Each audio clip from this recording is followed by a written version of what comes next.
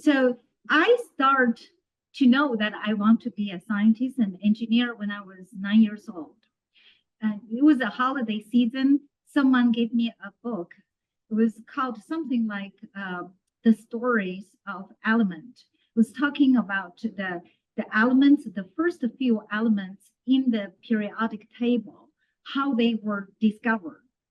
And it was fascinating to think about that. So how people will start discover the first few elements and how they eventually construct this periodic table.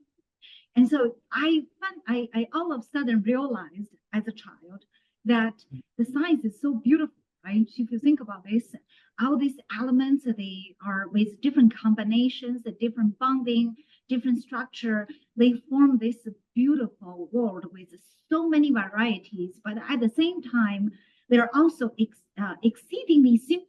It's all these 118 elements in this periodic table.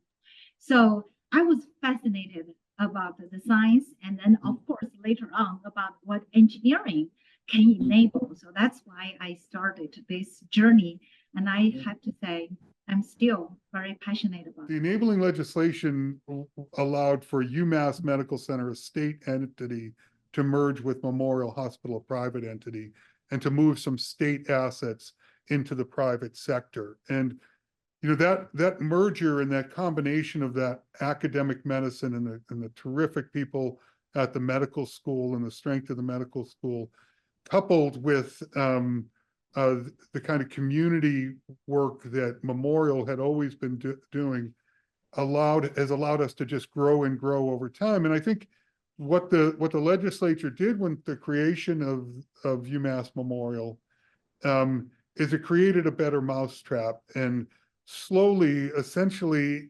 every small community hospital in the region, except for a few, have come in to be part of the family and have been strengthened by that. Well, unfortunately, the demand is there, and unfortunately, we're there to meet it as best we can.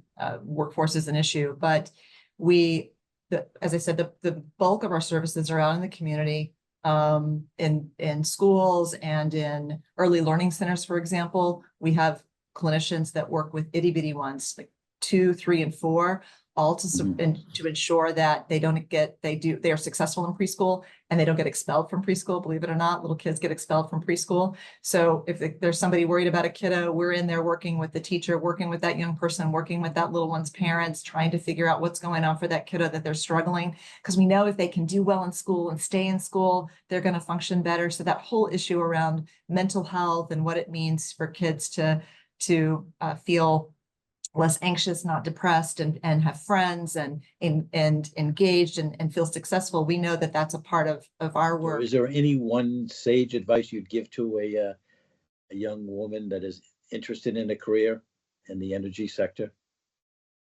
Just do it. Just do it. Lean in and join there. And I think the thing is, people aren't aware of all the different kinds of opportunities that exist. Oftentimes people think you have to have a really technical background, that you have to have been an engineer.